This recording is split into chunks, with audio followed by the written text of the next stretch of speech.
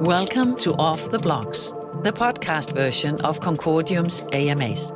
Your unique opportunity to take a peek behind the scenes, ask questions, and hear all about our vision, unplugged and firsthand. Right. Hello, everyone. It's great to have you all here again. It's been a very eventful week, a very positive week. It's great to have our second AMA of the week. My name's Ernest, and I'm going to be your host for our second Off the Blocks AMA. And we have another very special guest this week. I'm very excited to say that we have the CEO of Concordium AG, Fønss Schrøder, and we're going to get into more conversation around what is in store for Concordium this year. We're really excited to get into lots more conversation with the community and to tackle some of what Concordium is going to be doing this year. I'm going to just outline some of what we're going to do today and the structure of this AMA, and I'll also outline some of the code of conduct. We're going to have our usual sort of AMA session, our usual sort of off the block session, where we will begin with me asking Lone some questions, and then we will, in this AMA, have an opportunity for the community to also engage with Lone as well. As always, we have to keep things respectful, and we have to keep things within the scope of the conversation. And we ask you all to be supportive of us as a community and to frame your questions in a respectful manner. So now I'm going to hand over to our guest and welcome Lone. It's great to have you, Lone. How are you doing? Thank you so much for being here. Hi, Ernst. Thanks a lot, and thanks for hosting this AMA. I'm looking so much forward to have the dialogue today with our community. Let's get started. Absolutely, yes. I think a great way to start would be for you to tell us some more about yourself. You can give us some of your extensive background. I mean, we could be here all day if you were to list all the amazing things that you've done in business and in enterprise and in fintech. But I think it would be great to know more of your journey, more of your story, and to know more about what you've done in different areas. Okay.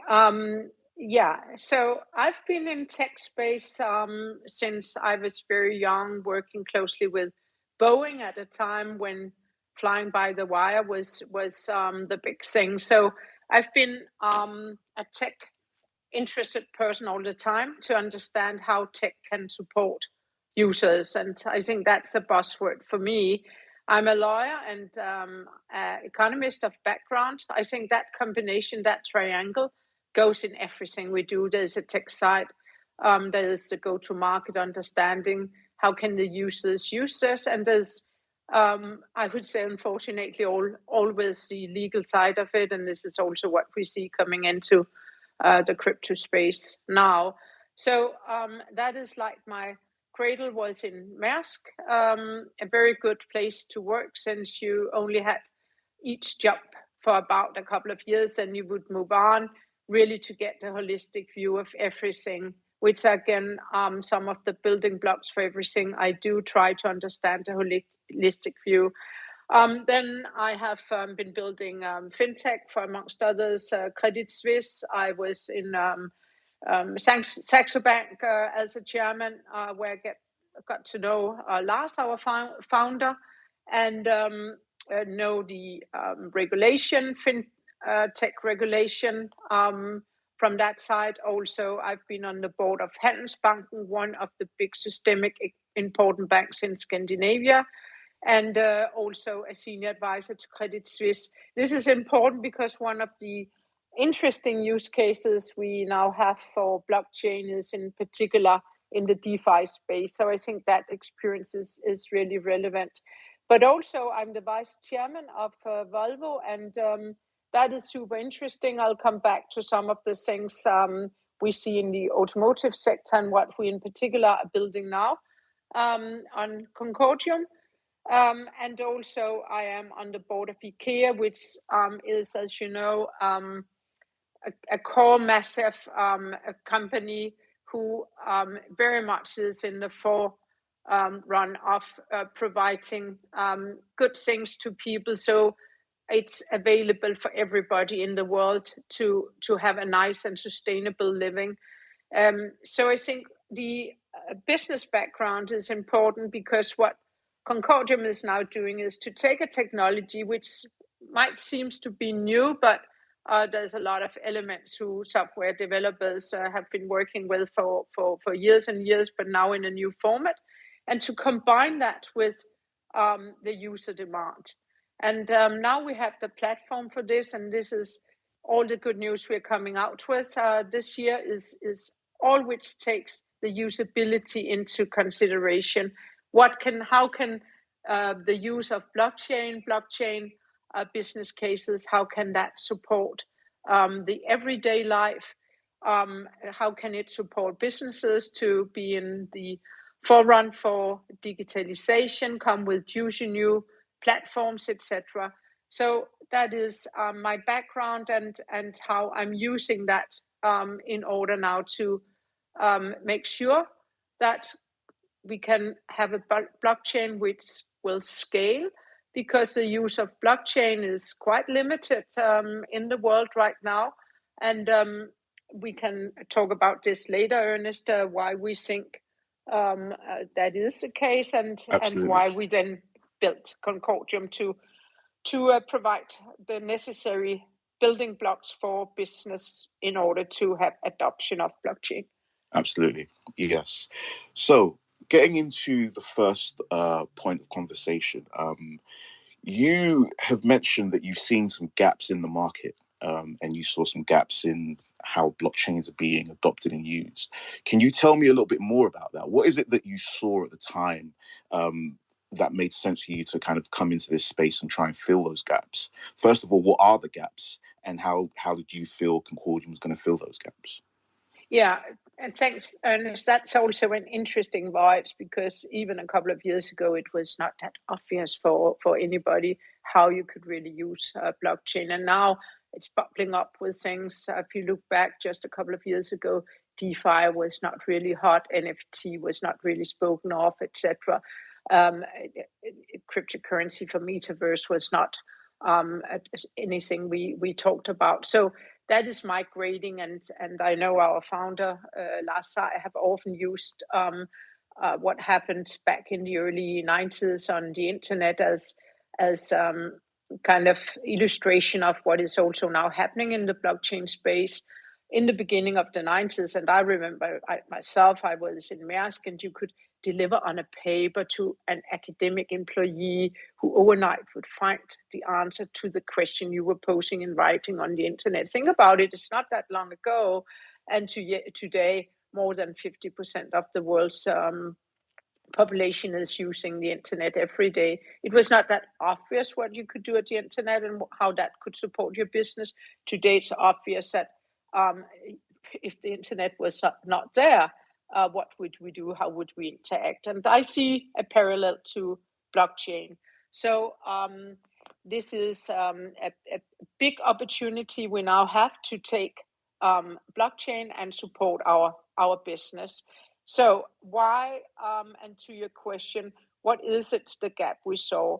The gap, first of all, the early blockchains were really hobby projects. And I'm not quoting one of our professors. If you look at it, very nice, innovative thoughts, but not really designed for that it should be robust, that you would need to have your cryptographics right in the product.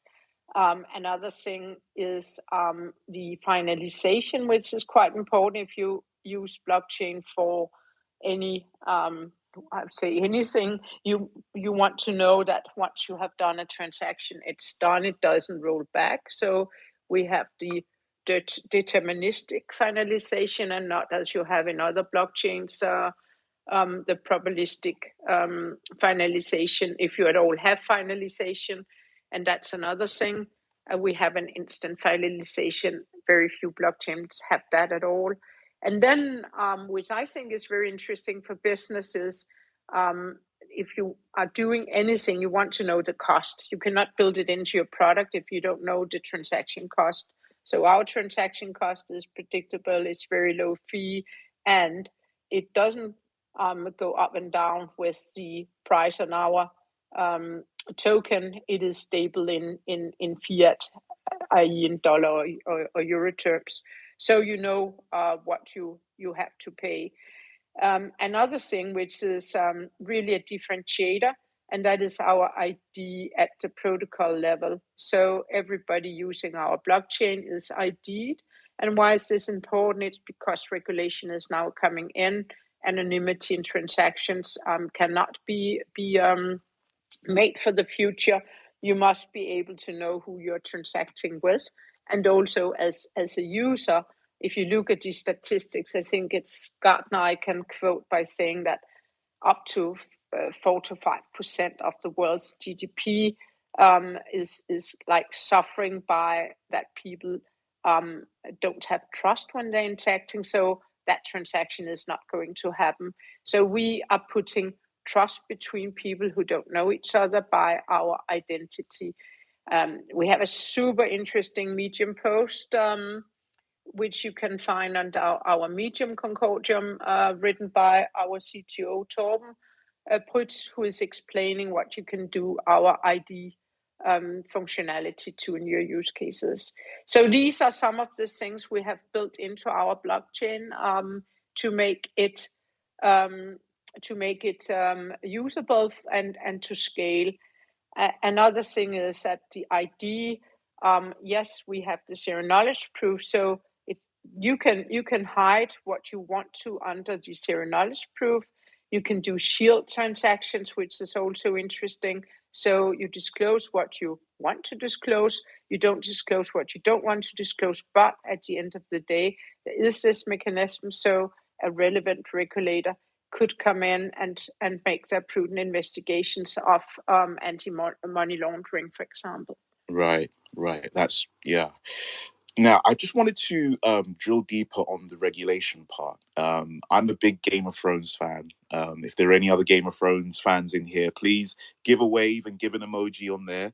And it seems like the term, to quote from Game of Thrones, winter is coming, it also feels like regulation is coming, and that's something that is going to be really important and really impactful. How do you see regulation impacting this space, and where is regulation really going to impact this space? Yeah. So you do know that Nikolaj Coster-Waldau from Game of Thrones is Danish, of course. Of course, yes. Good. So we also Game of Thrones fans here. So thinking about Nikolaj, I forgot your question. It's just focusing on where regulation is really going to have an impact in this space, and how it's really going to shift the landscape. Yeah. So it's having an impact, I would say, all over this space, starting with DeFi. Regulators are always after the consumer protection. So naturally, if people are making like 100x overnight, there's somebody who are losing on the other end. So this is trading is always with somebody is winning, somebody is losing. The regulator wants to be sure that the consumer is being taken care of.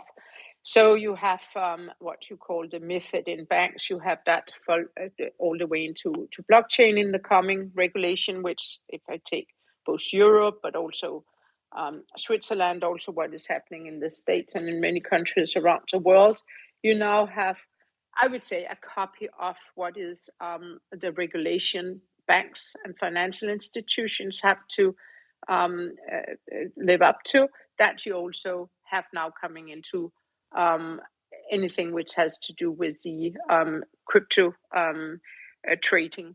So it's relevant for everything. As a layer one blockchain, which we are, that is not, say, relevant for a layer one blockchain, but that is something they're also discussing in the US, who is really accountable. If you can't find on a total decentralized system, you can't find out who is responsible. Should it then be the one who have provided the system? And when are you fully deregulated, or would you also, as say, a layer 1 blockchain, be responsible. But in large, this is for the people who are building on the blockchain. The blockchain is merely the groundstone for what you're building at. And it's when you're building your use cases, smart contract on top of the blockchain, you need to be very aware of what can I do, what can't I do, when does the travel rule apply, when do I become a financial intermediator. I think a lot who are providing liquidity into liquidity pools might not understand that they are doing something where they need to be a regulated entity. And this is why we made the decentralized fintech lab, which is super interesting. We're now working with various use cases. We invite everybody to join us on the decentralized fintech lab, where we can help developers to build their use cases. We can help with guiding them. Where should you seek your legal advice? What is it you could build in? How could you take the modules and build them together so you can make some very smart applications for the users, but in a way where it will be robust and follow regulations. That's really great to hear. I think we'll talk some more about the Reg DeFi labs in later on. That's going to be a very important thing to really get clarity on. What are some of the challenges that you have seen by aligning with regulation? And how does Concordium pave the way to make that easier? Yeah, so the first thing is to really understand what is coming, because it's not fully implemented. There's been a lot of drafting of laws. So to navigate in that, to see what will come. I was so happy that my son was actually just doing his legal master in this area. So I took that. I've asked him to put a couple of pages out. We might be able to use that also to facilitate the understanding, but really to make these small roadmaps to say, if A, no, if B, yes, I need to be regulated. And so that was the first thing to navigate in the space. And we have various people advising us, and we have people internally, both in the Reg DeFi lab, Matthias Wessel and his people from Virum Capital, who is our partner there. We have Michael Jackson, who is also working closely with the Luxembourg regulator, and he has worked closely also in Estonia. So we have people on that, and we have external lawyers as well. So we are pretty well, organized now to understand what you can do, what can't you do. So that was the first thing, really, to understand the landscape. And it's a moving target, this landscape. Of course, you need to keep yourself updated all the time. But that close relationship with various regulators to know what is going on is paramount. And then understanding how can you then construct and make the architecture in, if our developers, our ecosystem partners are building decks, what the dialogue about how can you do it, how can you make use of our identity in that connection, or how could you make sure that you make a construction which will be taking care of the understanding of the regulation. So these are the elements we're working with. Okay. But where is the line between privacy and regulation being drawn? Does regulation mean that, my information is not private? What does regulation actually kind of feel like on Concordium? And is there a push and pull between regulation and privacy? How do they work together? Yeah. So privacy, you can keep privacy, but you can't be anonymous. So that's two different things. So to be anonymous for everybody, like you don't know who is in the other end, you don't know who have done what kind of transactions. That is what will not be possible for the future. But privacy, that you don't need to disclose everything, just like You wouldn't know what two parties have done between their bank account. They have the privacy, and that privacy we are building in with the zero knowledge proof and with the shield transactions. So there's a big difference between privacy, where you can use these technologies like zero knowledge proof, for example, and the being anonymous. And we are building a blockchain which fits into the world as the world is constructed today. And so we are, say, on the privacy part, not on the anonymity part, if you put these two up against each other. Okay, so who do you think will be the first adopters of regulated DeFi? We've seen some things already start to happen, and I think we can also allow you to expound more on the Reg DeFi labs of this as well. But it would be great to know who you would think will be the first people to really take this stuff seriously. Yeah, so we see and we know established banks and financial institutions are super curious, naturally, because the world have learned by now that most companies, it's quite interesting, doesn't even reach their 50th anniversary. That is important to understand. And a lot of the companies who are the biggest companies today were probably not yet founded. If you just go take Tesla, it's always a good example.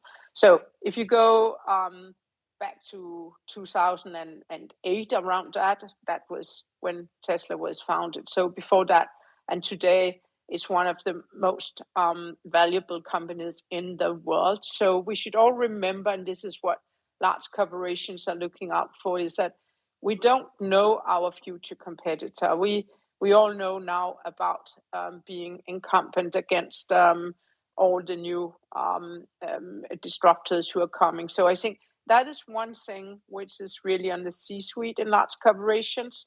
And they are trying to learn their lessons, large corporation, by also being curious for new technology.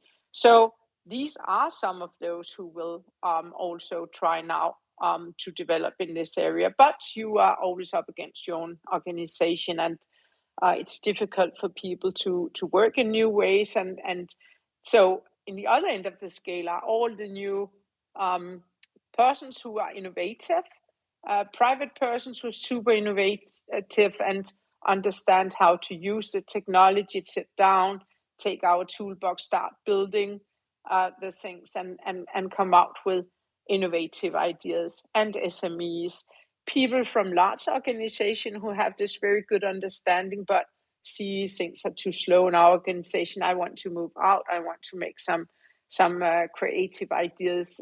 I might not be able to do it as fast or with the right support where I am. So it's a full spectrum there. And I think that's the other interesting thing with blockchain, is that it's truly empowering people.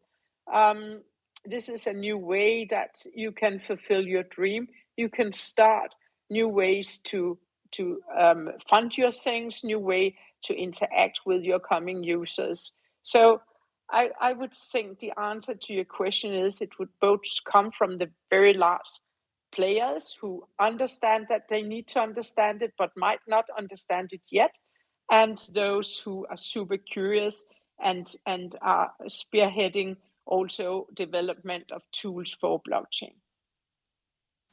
Okay, just to follow on from that, what has Concordium done so far to promote adoption? And you made a point about Concordium being empowering. I think that's a very important thing in this space. And what is Concordium doing to empower people and drive demand for use cases, especially within developers and things like that as well?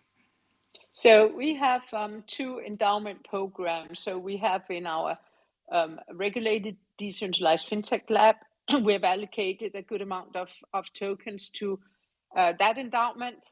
Any good ideas we will take up and are putting now a tunnel in. So we will have, say, quick response, big ambitions for what kind of use cases we can support there. So that's one part.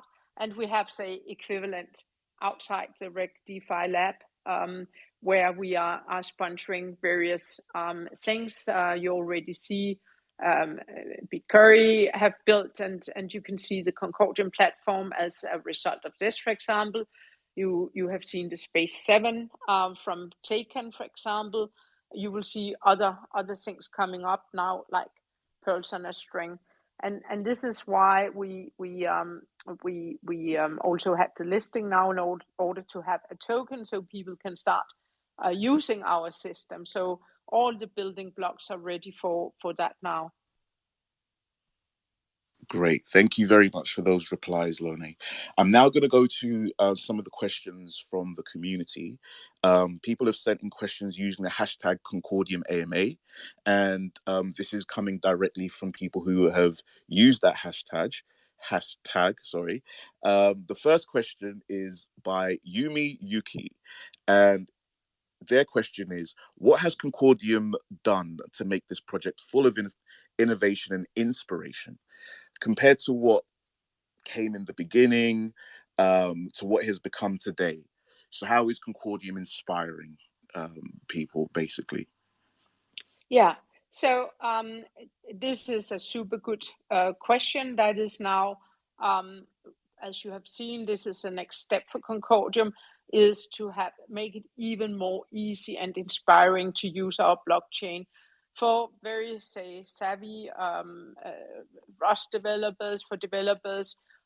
You already have the development portal, but I think that is too difficult for many people. So we have now Kåre Kjellström, which we announced last week. He's joining us. He has been with Uber. He has been with another new startup, which already is a huge $15 billion business in US, and Uber isn't it, $80 billion business. His whole thinking starts with what is this for the user? What do the user need, and how should the user use it? And he's also Danish, like I am, and we were brought up with Lego. So the Lego building block is very much a good low code, no code way to use things, and that is what we're building now. So you would be able just to take some simple building blocks, put them together, see the flow in the use cases.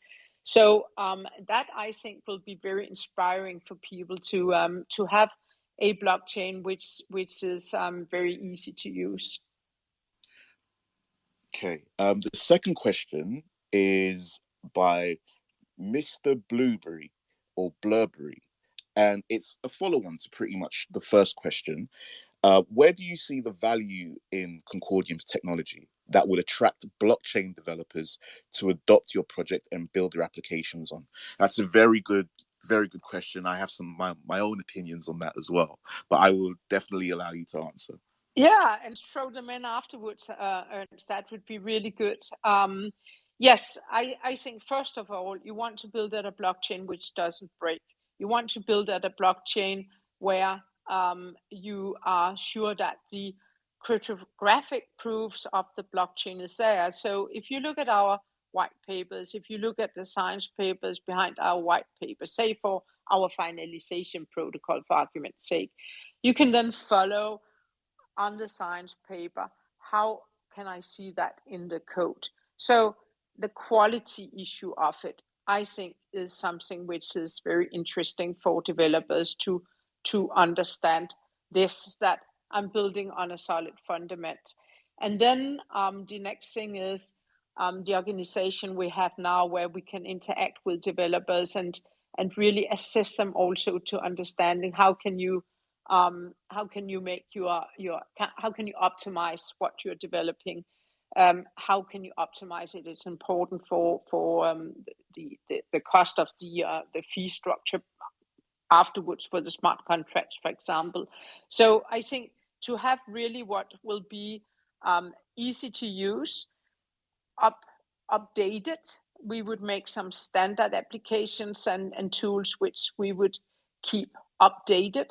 And then to be able to build this huge toolbox which is coming on now, which will be very inspiring to use.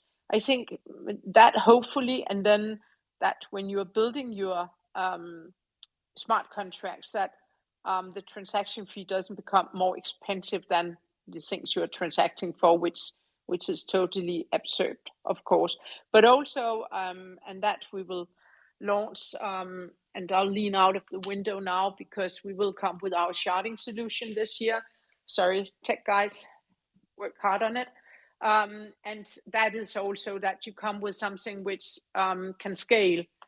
And in that connection, we will also provide that you can take private shards. You can use our finalization as a service also, and the interoperability, which everybody are talking about, inter-shards, but also via bridges on our blockchain. So I think these are all the reasons why you should build that Concordium. Yeah, I agree in many ways. For me, what really excited me about the project, looking from the outside, was the adoption of Rust as a programming language and as a smart contract language. Me coming from the Rust community, I've seen that the next generation of blockchains all have one thing in common. They're all using Rust as their smart contracting language.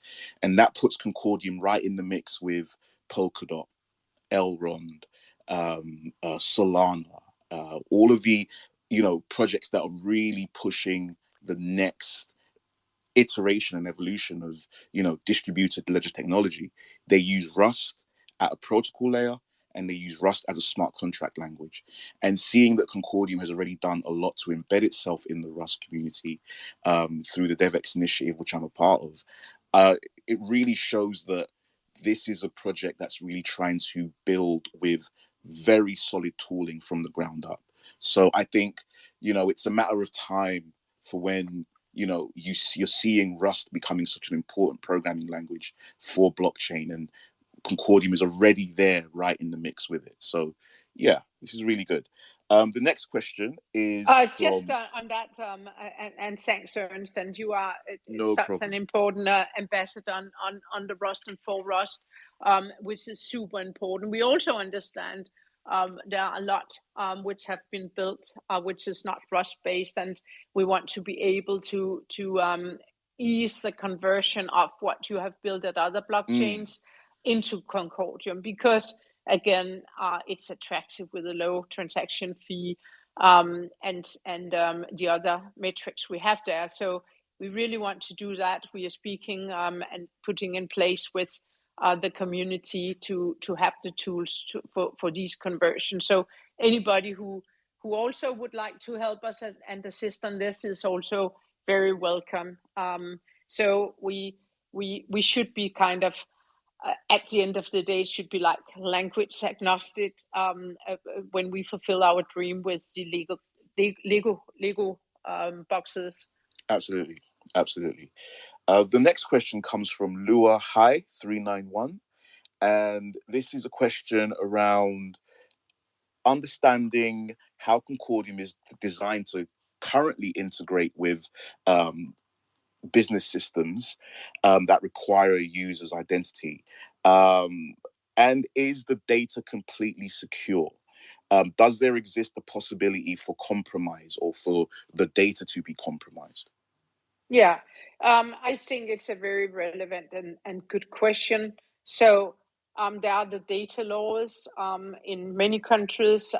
In EU, it's the GDPR. You have similar laws set in other countries. So the data, the ID is not on chain; it's off chain.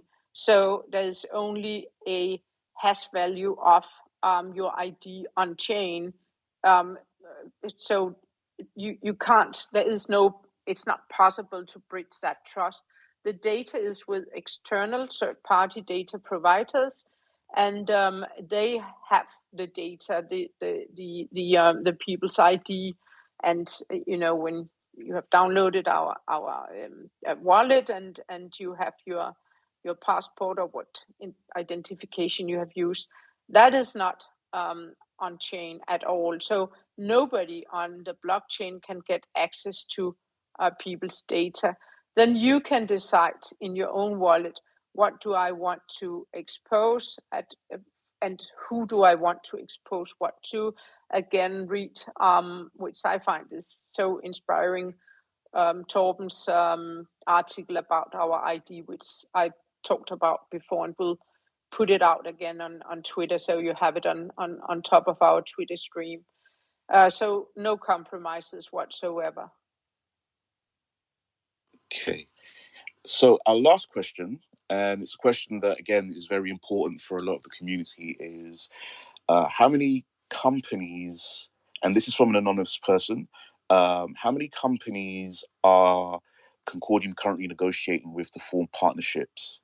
There doesn't seem to be a lot of focus on partnerships in the cryptocurrency industry. Will there be more? So that's a very important question at large. Yeah. In everything we say, I would so much like just to be fully transparent, but I'm also a lawyer, as you know, and it's so difficult to be transparent and say things and names before you agree with the party that you can say it. Many of the companies we're working with are listed companies, and they have to put it in a certain way because it could be relevant information which needs to go out to everybody at the same point in time. You know all these rules when you are listed at the stock exchange. So I would just love to speak both to that, to the coming exchanges we're being listed at. We will come every week with news.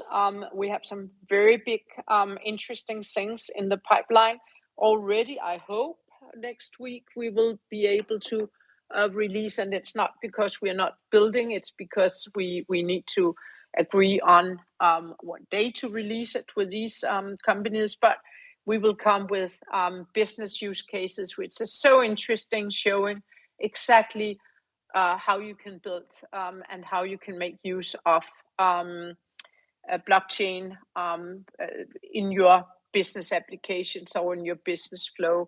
So that is super exciting. We have a long list now of people we're working with. We put them in various, streams. One thing is integration with platforms. There are many platforms where it's relevant also to have, you can do apps, to do dApps also. So easy for business to make a low-code dApp, use blockchain for various things. So this is something, and we will be on one of the big platforms, and that is a very good way for us to show the entire, business world. But blockchain is now here for you to build on, so you don't need to be in, the more, and I say this with all my love, nerdy parts of the community, but you can just go into these platforms and we'll showcase what you can use it for. For example, ESG is a big thing for companies now to prove what is the CO2 consumption, for example, or footprint of when I buy a shoe, for example. That could be so easygoing applications for business sitting on some of these super big platforms. So that is one thing. Another thing is that the consultants of the world, the BCGs of the world, the McKinseys of the world, the Deloittes of the world, they all have their consultancy part, and they make it easier for business to understand how can we digitalize now and how can we use blockchain. So we will be there. That is some of the other partnerships we are forming now. We are there in that portfolio. So when they speak to clients, Concordium is there. Good reasons for them why to use Concordium because of the features I talked to. So that is another thing we'll come with. Then there are single businesses who in direct contact with us are building their use cases. We always have some we are very close to understand what the needs are and how we can make sure our toolbox is developed to support these use cases.